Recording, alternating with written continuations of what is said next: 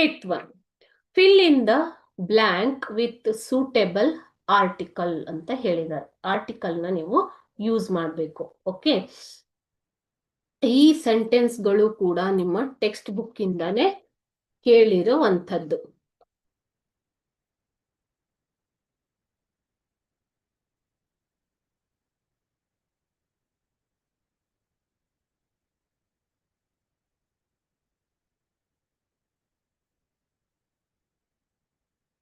First question, in a nuclear war, dash one who strikes first will be the survivor. Dash one who strikes first will be the survivor ಅಂತ ಕೊಟ್ಟಿದ್ದಾರೆ. So in the nuclear war, the one who strikes first, the ಅಂತ article ನ ನಾವಿಲ್ಲಿ use ಮಾಡ್ತೀವಿ.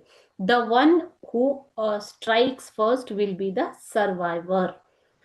A writer, second one, a writer is dash person who cannot live without writing. ಇದು first part ಅಲ್ಲೇ ನಿಮ್ಗೆ ಬಂದಿರೋವಂಥದ್ದು ಅಲ್ವಾ. a writer is that person, is dash person who cannot live without writing. A writer is a person who cannot live without writing ಅಂತ second paragraph ಅಲ್ಲಿ ಇರುವಂತದ್ದು. Okay, a writer is a person who cannot live without writing. So ಇಲ್ಲಿ singular ಇರೋದ್ರಿಂದ a writer ಕೊಟ್ಟಿರೋದ್ರಿಂದ ನೀವು ಅ ಅಂತಾನೆ ಅಥವಾ A ಅಂತಾನೆ use ಮಾಡಬೇಕು. ಓಕೆನಾ. So a writer is a person who cannot live without writing. ಇದು ಸೆಕೆಂಡ್ ಪ್ಯಾರಾಗ್ರಾಫ್ ಅಲ್ಲಿ ನಿಮ್ಗೆ ಕೊಟ್ಟಿರುವಂತಹ ಸೆಂಟೆನ್ಸ್ ಲೆಸನ್ ಅಲ್ಲಿ.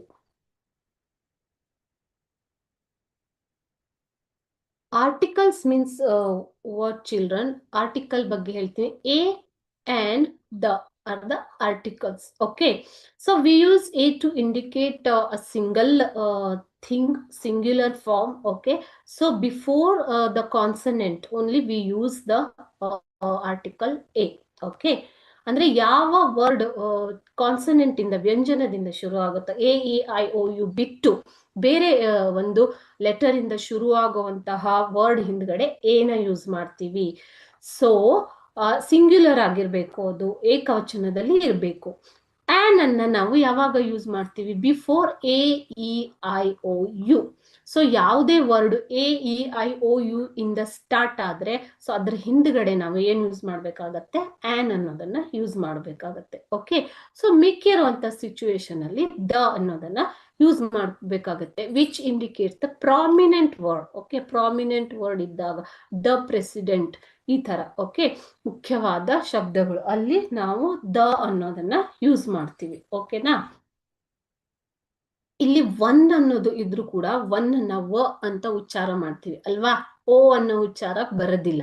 ಆರೆಂಜ್ ಅಂದ್ರೆ ಓ ಅನ್ನುವಂತ ಉಚ್ಚಾರ ಬರುತ್ತೆ.